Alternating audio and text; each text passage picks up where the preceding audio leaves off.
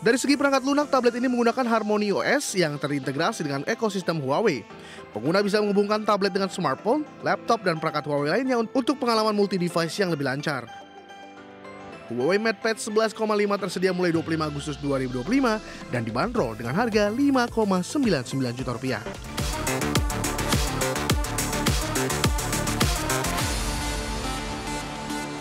Pemirsa, Huawei resmi meluncurkan tablet terbaru MatePad 11.5 di pasar Indonesia. Perangkat ini hadir dengan layar 11,5 inci, chipset Snapdragon 7 Gen 1, serta fitur produktivitas untuk mendukung kebutuhan pengguna muda dan profesional. Huawei kembali menambah produk tablet terbarunya untuk pasar Indonesia. Kali ini, Huawei meluncurkan MatePad 11,5 yang diklaim membawa performa kuat dengan desain ringkas untuk mendukung produktivitas dan hiburan pengguna. Tablet terbaru untuk segmentasi pengguna muda dan profesional. Tablet ini dirancang dengan layar lebar 11,5 inci yang mendukung refresh rate hingga 120 Hz untuk pengalaman visual yang mulus. Tablet ini dipasarkan dengan berangkat produktivitas dengan dukungan aksesoris seperti Huawei Smart Keyboard dan M Pencil generasi kedua. Dengan kombinasi ini, pengguna dapat menggunakannya untuk menulis, menggambar hingga menyelesaikan pekerjaan secara efisien. Secara performa, Huawei Mate 11,5 diperkuat chipset Snapdragon 7 Gen 1 yang menjamin kinerja tangguh untuk multitasking maupun gaming. Sementara itu, baterai kapasitas besar yang dibekali fitur pengisian cepat diklaim mampu bertahan hingga sehari penuh penggunaan. Dari segi perangkat lunak, tablet ini menggunakan Harmony OS yang terintegrasi dengan ekosistem Huawei. Pengguna bisa menghubungkan tablet dengan smartphone, laptop, dan perangkat Huawei lainnya untuk pengalaman multi-device yang lebih lancar.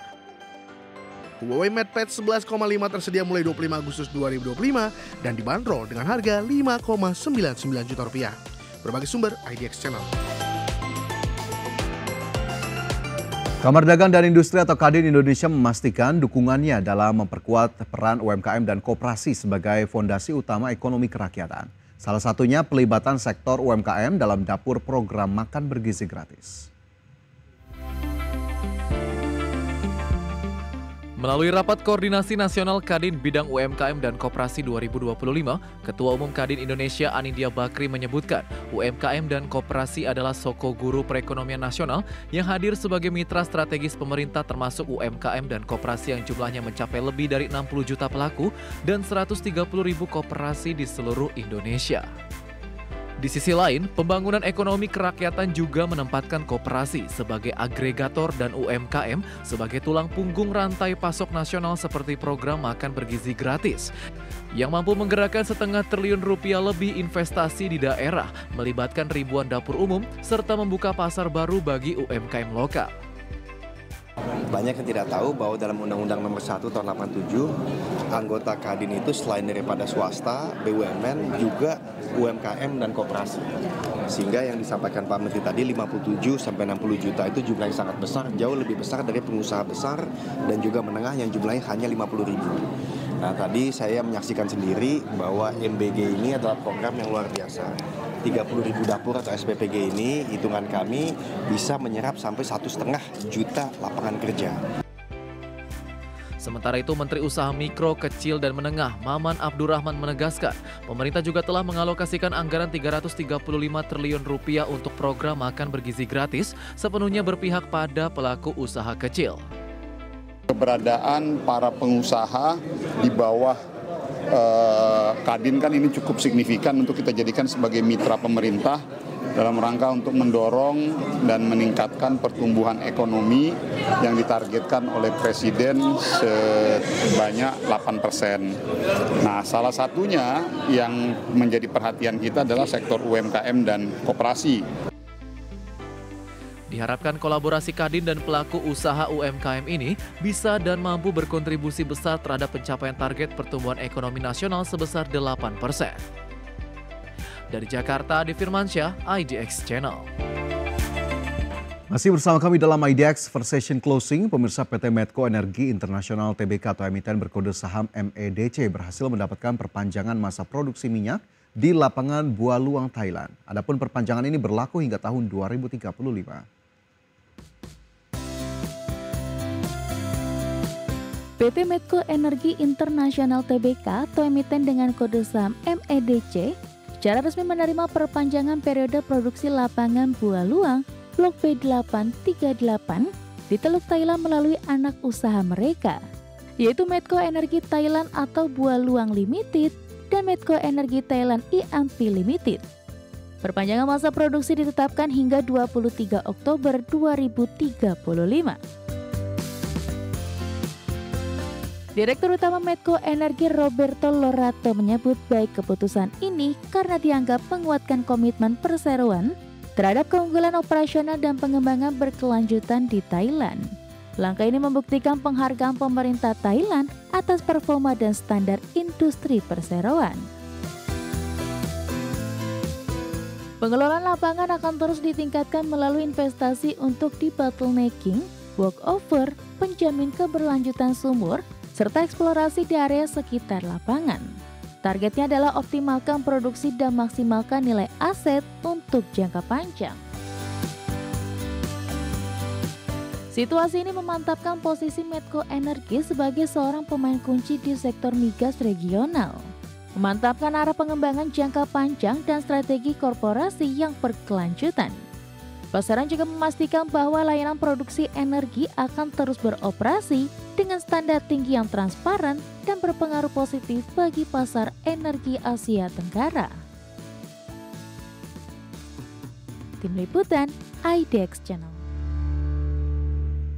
Emiten pengolahan makanan PT FKS Multi Agro Tbk atau emiten dengan kode saham FISH mengajukan rencana stock split 1:10.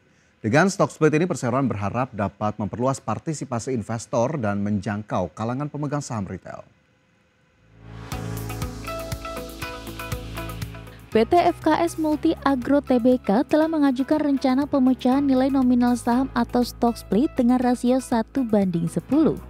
Sesuai peraturan BEI, stock split ini dimaksudkan untuk menaikkan free float saham di pasar. Perseroan telah mendapatkan persetujuan prinsip dari Bursa Efek Indonesia pada 30 April 2025 pada RUPSLB 19 Agustus 2025. Para pemegang saham menyetujui pemecahan saham dengan rasio 1:10 dan mengubah anggaran dasar perusahaan khususnya pasal 4 ayat 1 dan 2. Korporat Sekretari PT FKS Multi Agro Tbk Dixon Tandi menerangkan, RUPSLB menyetujui stock split 1:10 sehingga nominal per saham dari sebesar Rp100 menjadi Rp10. Dari modal tersebut telah ditempatkan dan disetor penuh sebesar 48% atau sebanyak 4,8 miliar saham dengan nilai nominal seluruhnya sebesar Rp48 miliar oleh para pemegang saham. Adapun perakhiran tanggal pelaksanaan pemecahan saham ialah 10 September 2025 mendatang. Tim Liputan, IDX Channel. Ya, pemirsa, kita bergeser ke indeks harga saham gabungan di mana hingga penutupan perdagangan di sesi pertama setelah ditutup terkoreksi 0,67% pada perdagangan di Kamis. Indeks harga saham gabungan pada perdagangan di paruh pertama hari Jumat kembali melanjutkan pelemahan meskipun hanya tipis saja 0,03% ke level 7.888.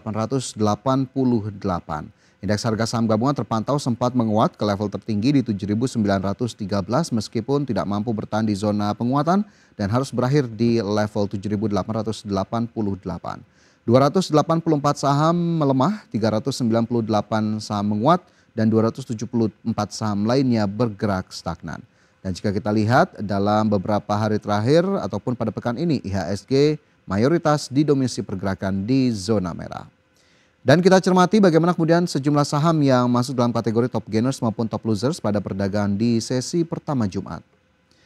Di mana terpantau berdasarkan data RTI, pemirsa, saham-saham yang masuk dalam top gainers diantaranya ada WIRG yang naik 21,24% ke Rp234, saham Koin naik 19,28% ke Rp1.825, CDIA naik 2,41% ke level 1.490 dan juga saham SMIL naik 6,7% ke Rp478 per saham.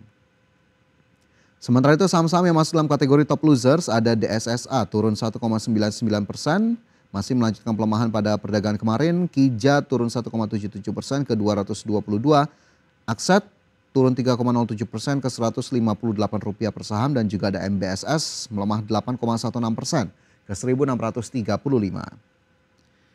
Sementara itu dari pergerakan sektoral, teknologi menguat 2,09%, transportasi dan logistik naik 1,63%, kesehatan melemah 0,38%, dan energi terkoreksi 0,04%.